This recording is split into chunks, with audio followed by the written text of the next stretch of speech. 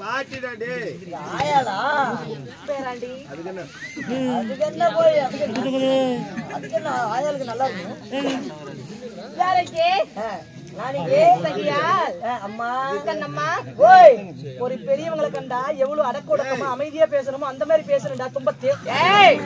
ஒரு கிழவிக்கு போற வந்து ஒரு பெரியவங்களை கண்டா அடக்கொடுக்கமா பேசணும் கண்ணு இப்படிலாம் பேசக்கூடாது. இப்ப என்ன ஒண்ணு பேசிக்கிட்டு தப்பா தவறு ஏதோ பேசணும்னா யார் பேசி பேசணும் ஓயாளம் சொல்ல மாட்டேன். உன்னை பெற்றது ஒரு தாய் தான், உன் கூட பிறந்ததும் ஒரு பெண் தான். ஏடாப்பா டேய் ஓயாளம் ஏமா ஏதா அவங்க அம்மா ஒரே ஒரு நாள் அவங்க சித்தப்ப கட்ட போயிட்டா ஊருக்கு இவனை தேவை. எங்க அப்பனோட தம்பி கிட்ட போயிட்டா அப்படி இப்ப அதெல்லாம் உனக்கு கேட்டாங்களா சபையில ஊருக்கு சொல்றேன் இவனுக்கு வராது. அப்ப இவன் தேவையா போயினா ஏகண்ணே போன் நம்பர் கொடுக்க மாட்டேன் ஊத்துக்கெல்லாம் நம்பர் கொடுக்குறேன். யாருங்க நான் இங்கே சகியால் தாயே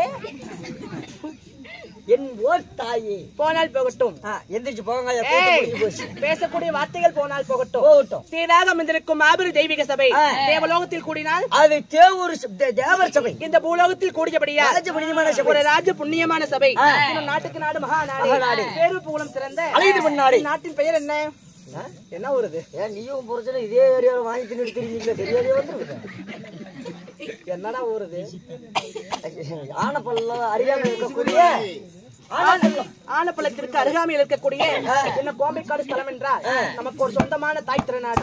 அகிலாண்ட கோடி பிரம்மாண்ட நாயகி என்ன மாரியம்மன் பண்டிகையை முன்னிட்டு இன்று ஊர் பொதுமக்கள் அனைவற்று பேரும் ஒன்றாக சேர்ந்து அம்மா 5, 10, 100, 50 என்று வசூல் செய்து நமக்காக இன்று ஓரிரவு நாடகம் அரங்கேற்றம் செய்தார். சோறு எல்லாமே நல்லா இருந்துச்சு, குழம்பு நல்லா இருந்துச்சு, மீனும் நல்லா தான் இருந்துச்சு. ஆயா சாப்பாட்டுல ஒரே ஒரு குறை மட்டும்தான். என்ன குறைய கண்டுபிடிச்சா? ஒரே ஒரு குறை தான். என்ன குறை? என்ன அந்த ரசம் மட்டும் தான் கொஞ்சம் தண்ணியாட்டும் போயிடுச்சு. எந்த உணவு ரசம் கொலக்கொள்ள வச்சாங்க? பின்ன என் முன்னாடியில ரசம் வச்சா கொலக்கொள்ள தான் இருக்குது. சாம்பார் பருப்பு சாம்பார்ல புளிக்குழம்பு ஊத்திட்டாடா. புளிக்குழம்பு அது புளிக்குழம்பா? அது ரசம் இல்லையா? ரசம் இல்லப்பா, கண்டாரோலி ரசத்தை ஊத்தி சொன்னா சரி. அம்மா அறுசுவையான சாதங்கள் அன்னம் பரிமாறி நமக்காக இன்று ஒரு ஒரு பெரிய மனுஷிக்கிட்ட பெரிய சின்ன பையன் மாதிரி நடந்துக்காடா. நான் உன்னெல்லாம் பெத்த அம்மா மாதிரி நீ நினைச்சுக்கிட்டு போ. உன்னை பார்த்தாவே அச்சத்திலேயே பொண்டாட்டாட்டுமே நான் பொண்டாட்டியாட்டமா இருக்கிறேன். ஆமா அவ்வளவு பரிசுதான் வேண்டாம் அப்படி சொல்லு. கலரு கலர் கலர் வேற கொலாய்களே எல்லாம் பார்த்தா நல்லா உதவி. ஆனா கொலாய் பாருங்கப்பா வேகத்தாடுங்களாட்டம். ஊர்ல எங்க இருக்குது உடம்பு? எனக்குலாம் யார சொன்னா எனக்குலாம் யார மாட்டீங்க. என்னத்த திங்குறாங்களோ தெரியல, இவங்களுக்கு எல்லாம் உப்பிக்கிட்டு போகுது. கொலாய் பார்த்தா வேகத்தாடி ஊர்ல எங்க இருக்குது? இந்த பக்கம் எடப்பாடி தான். நல்லா இருக்குதா? இல்ல காலையில இடிஞ்சு போயிருன்னு நினைக்கிறேன். அம்மம்மா நம் அருமை சகோதர சகோதரிகளும் இன்னும் அருமை அண்ணராக விளங்கக்கூடிய மதியழகன் அண்ணார் அவர்களும் அவர் எல்லாத்தையும் சொல்ல, அவர் மட்டும் சொல்லாது. அவரு வேடத்தை பாராட்டி கொடுக்கல, உனக்கு முன்பணம் அட்டோடிச்சு போட்டுக்கிறேன் பெற்ற தந்தை போல. ஆமா இன்னும் ரவியண்ணன் அவர்களும் அன்பு சகோதரிகள் அவர்களும் நமக்கு நான் நன்கொடை தந்துள்ளார். ஆமா இன்னும் அருமை தாய்மார்களும் அம்மா நன்கொடை தந்த நல்ல உள்ளங்கள் எந்த ஒரு நோய் நொடியும் இல்லாமல் எல்லாம் வல்ல ஆண்டவன் அருள் பெற்று தீர்க்க சுகமாக வாழ வேண்டும் என அந்த ஆண்டவனை பிரார்த்திக்கிறேன். கேக்குறேன்னு கோவிச்சுக்காத. டெய்லி இதே வேஷம் கொடுத்தா கூட 100 நைட்டுனா கூட அடிபடுத்தாங்க. இல்ல நோவாத நோம்பி கும்பிடலாம கண்டாரோலி எப்படி உழைக்கிறோம். அப்படி உழைக்கிறீங்க. எனக்குலாம் இந்த வேஷம் எனக்கு கத்து கொடுக்கல தான். அப்புறம் ஏன்டா உடம்பு ஏறாத போகும். வாய் பேசக்கூடாது. சரி அப்படி இருந்தாலும் இன்று வைத்துள்ள நாடகம் என்ன? இன்னைக்கு வச்சுக்கிற ஆமா இன்னைக்கு வச்சுக்கிற நாடகம் சூப்பர் கூத்து. என்ன கூத்து? அருமையான கூத்து. என்ன நாடகம்? இந்த பேர் வர சபையில இன்னைக்கு வச்சுக்கிற நாடகம் சங்கிலி பிங்கிலி கதவு தர. அப்படியா? அந்த நாடகத்துல நான் யாரு? நீ சங்கிலி. பிங்கிலி யாரு? நான் பிங்கிலி. கதவு திறக்கிறாரு. கதவு திறக்கிறது நம்ம தசையும் ஓத்தா.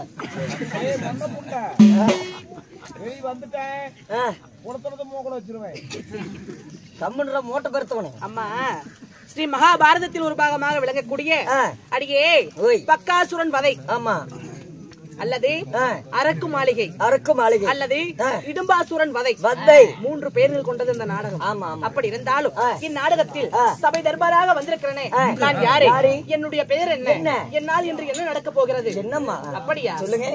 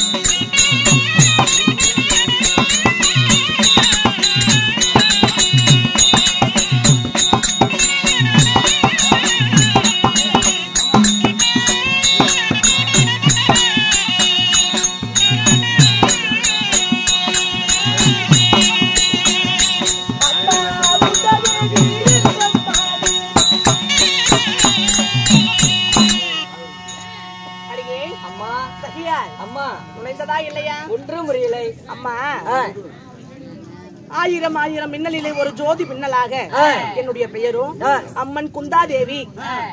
குந்தாதேவி அம்மா? ஆமா.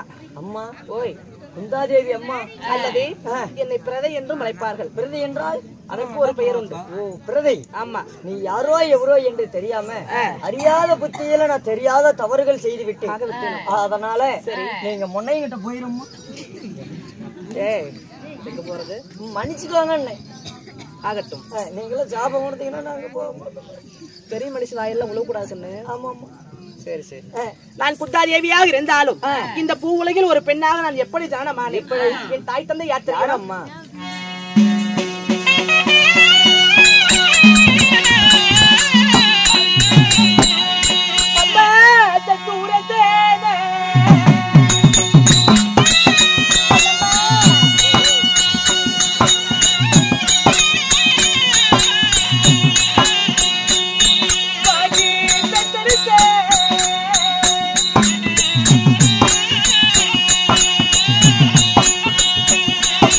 Bye.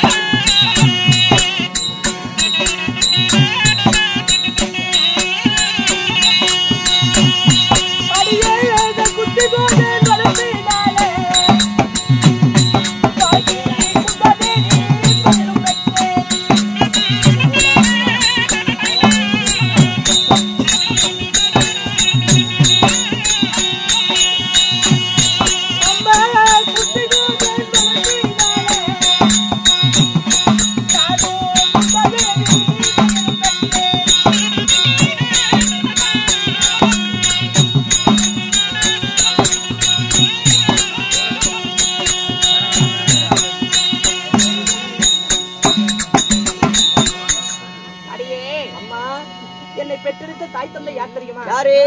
என் தந்தையோ சூரசேன மகாராஜன். சூரசேன மகாராஜன். தாயாரோ சுகதை. சரி. ஆமா. இருவருக்கும் நான் வளர்ப்பு மகளாக பிறந்தவள். வளர்ப்பு மகளாக. ஆமா, பிறந்தது அவர்கள் சூரசேனன் இடத்துல பிறந்தேன்.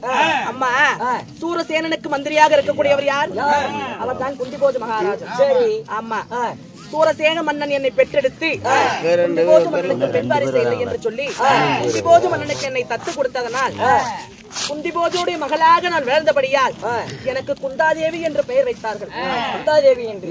சூரசேனனுக்கு மகளாக பிறந்ததனால் எனக்கோ பிரதை என்று பெயர் வைத்தார்கள். பிரதை என்று. ஆமா. சரி. இப்படி வளர்ந்து அம்மா எனக்கு திருமணமும் நடந்தது. ஓ, கல்யாணம் ஆயிடுச்சுங்களா? ஆமாடி. யாரம்மா? என்னை யார் மாலையிட்டா? யாரு? என் கணவன் யார் தெரியுமா? யாரு?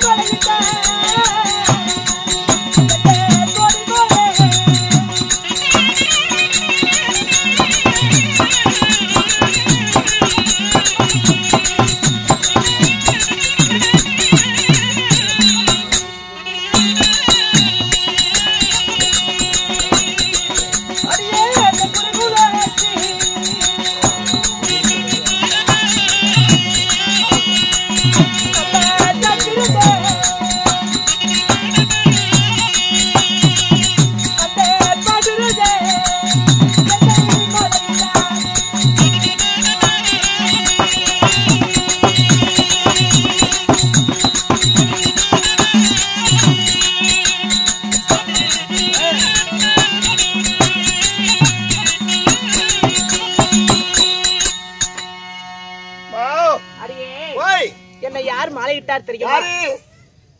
அஸ்தினாபுரத்தை ஜக பரிபாலத்தோடு ஆட்சி செய்து வரக்கூடிய அஸ்தினாபுரத்தின் வேந்தர்கள் 3 பேர். யார் யாரே? திருதராஷ்டிர மன்னன், பாண்டுராஜன், விதுரன். இந்த 3 பேரிலே என்னை திருமணம் செய்தவரோ பாண்டு மகாராஜன். ஓ, உங்களை திருமணம் செய்தவர் பாண்டு மகாராஜன். ஆமா. சரிமா. என்னை பாண்டு மகாராஜன் திருமணம் செய்து அம்மா எனக்கு என்ன துயரம் நேர்ந்தது தெரியுமா? என்னம்மா நேர்ந்தது? அம்மா, என் கணவராகப்பட்டவர் என்னை திருமணம் செய்து என் தங்கையாகப்பட்ட மந்தார தேசத்தின் இளவரசியாக விளங்கக்கூடிய மந்தார என்ற பெண்ணை 2வது முறையாக திருமணம் செய்தார். ஓ, மந்தார என்ற பெண்ணை. ஆமா.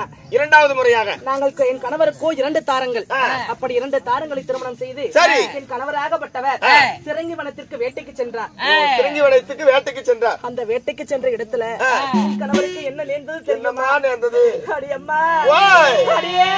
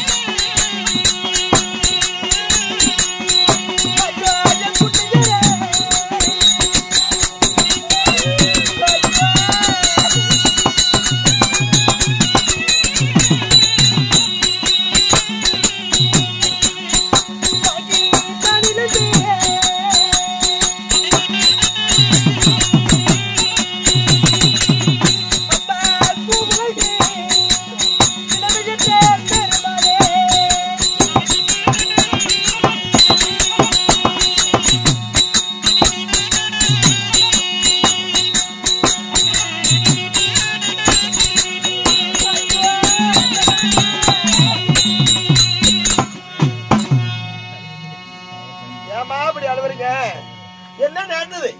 அம்மா ஓய் கல்லடிப்பட்ட கல்லாடி போல என் இதயமே சுக்குடூராக உடைவது போல் தெரியுதடி அம்மா.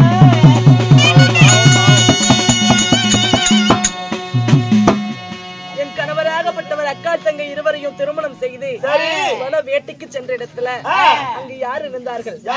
அமிர்தந்த மகாமுனிவரும் குரு பத்தினியும் அம்மா நெடிய நாளாக தவத்தில் ஆழ்ந்திருந்தார்கள். தவத்தில் ஆழ்ந்திருந்து அவர்கள் காம மோகத்தால ஆசைப்பட்டு தவத்திற்கு தவா வலிமை கிடைத்த உடனே ஒரு ஆண்மகனாகப்பட்டவனுக்கு காம ஆசை மீறுகிறது. அதனால அந்த அமிர்தந்த மகாமுனிவராகப்பட்டவர் தன் மனைவியிடம் கேட்க, சுவாமி, பகலிலே ஒரு ஆண்மகனும் பெண்ணும் ஒன்று சேரக்கூடாது என்பது உலக நியதி. ஒரு ஆணும் பெண்ணும் ஒன்று சேரக்கூடாது. அதனால இந்த உருவத்தோடு நம்ம ஒன்று சேர்வதை விட ஒரு அழகிய புள்ளிமான் வடிவம் எடுத்து ஒன்று சேர்ந்தால் அதற்கு எந்த தடையும் கிடையாது. ஐந்தறிவுள்ள ஜீவன்கள் ஒன்று சேர்வதற்கு ஏதாவது தடை இருக்குதா? இல்லம்மா. அப்படி என்று சொல்லி அம்மா அமிர்தந்த மகாமுனிவர் ரிஷி பத்தினியும் ஒரு ஆண்மானாகவும் பெண்மானாகவும் வடிவம் எடுத்து இருவரும் ஒன்றாக உணர்வோகம் செய்து கொண்டிருந்தார்கள். அப்பொழுது என் கணவராகப்பட்டவர் வேட்டைக்கு சென்ற இடத்துல 2 மான்கள் தான் விளையாடி கொண்டிருக்கிறது என்று சொல்லி ஆண்மகனாகப்பட்ட அந்த அமிர்தந்த மகாமுனிவர் மேல என் கணவராகப்பட்டவர் அம்பை எய்தார். அம்பை எய்து விட்டார். அப்பொழுது ஐயோ என்று சத்தம் கேட்டவுடனே அருகில் என்று சென்று பார்த்த உடனே, ஐயா, நீங்கள் மான் என்று சொல்லிதான் உங்க மேல அம்பு பட்டேன், நீங்க யாரு சுவாமி என்று கேட்டா, நாங்க அமிர்தந்த மகாமுனிவர் என் மனைவியாகப்பட்ட ரிஷி பத்தினியும் ஒரு ஆணும் பெண்ணும் பகலிலே ஒன்று சேரக்கூடாது என்று சொல்லி ஒரு அழகிய புள்ளிமான் வடிவம் எடுத்து ஒன்று சேர்ந்து கொண்டிருந்தோம். ஒரு விலங்காகப்பட்டது தனிமையில் இருக்கும் போது அந்த விலங்கை தாக்கலாம். ஒரு விலங்காகப்பட்டது 2 விலங்கு புனர்போதம் செய்து கொண்டிருக்கும் போது எந்த ஒரு விலங்கையும் தாக்கக்கூடாது.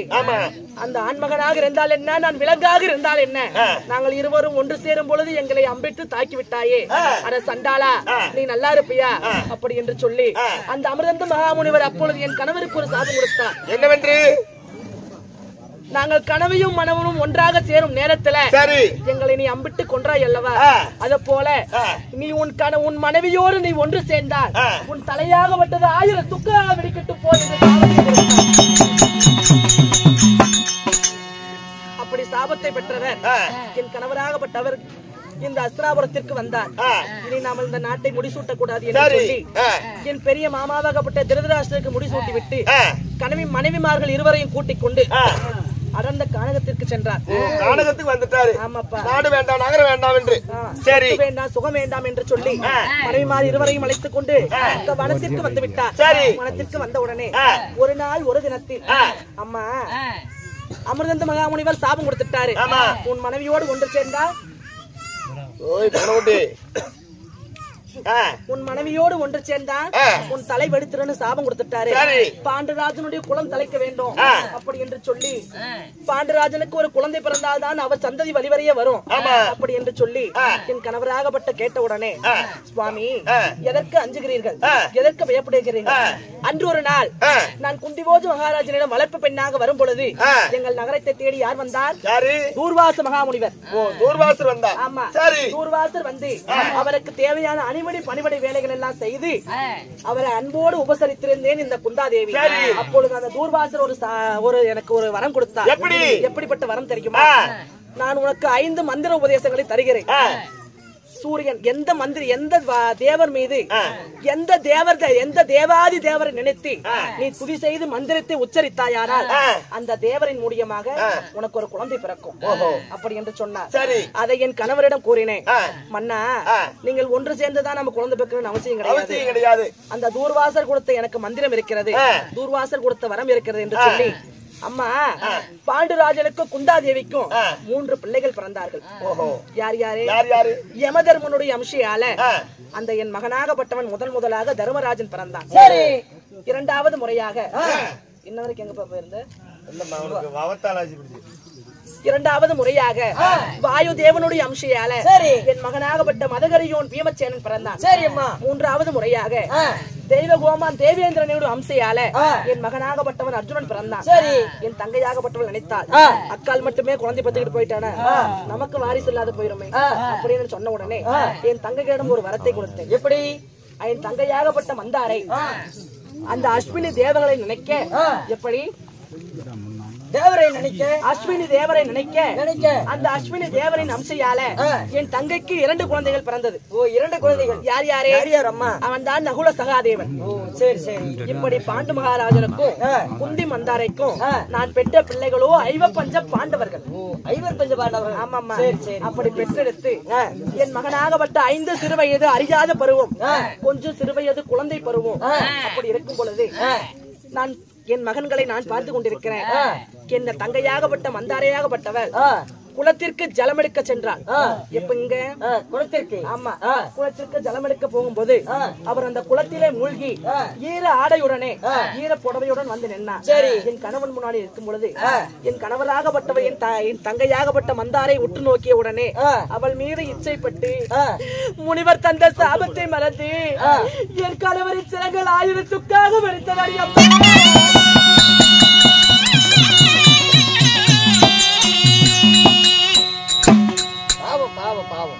கணவரின் சிரங்கள் வெடித்து விட்டது. கணவரை இழந்த பாவினர் கண்ணு என்ன செய்வேன்? மன்னரை இழந்த பாவி இந்த மகை உலகில் என்ன செய்வேன்? என் கணவன் தான் மாண்டு மடிந்து விட்டார் என்று சொன்னார். தன் கணவனாகப்பட்டவர் என்னாலதான மாண்டாரே, நான் அப்படி வந்து நிக்கல என் புருஷன் செத்துருப்பாரா அப்படி என்று சொல்லி என் தங்கையாகப்பட்ட மந்தாரையோ உடற்கட்டை ஏறி மாண்டு மடிந்து விட்டார். அம்மா,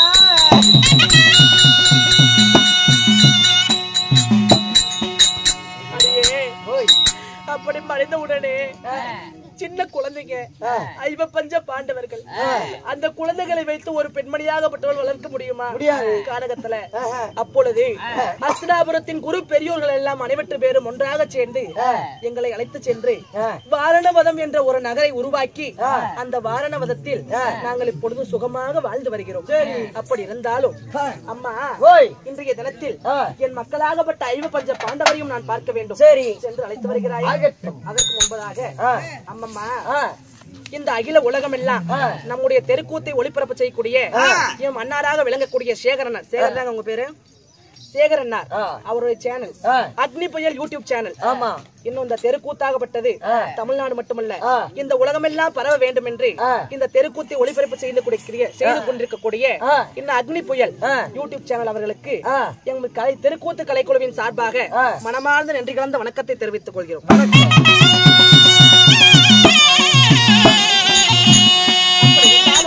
என் மக்களை சென்று அழைத்து வருகிறாய்.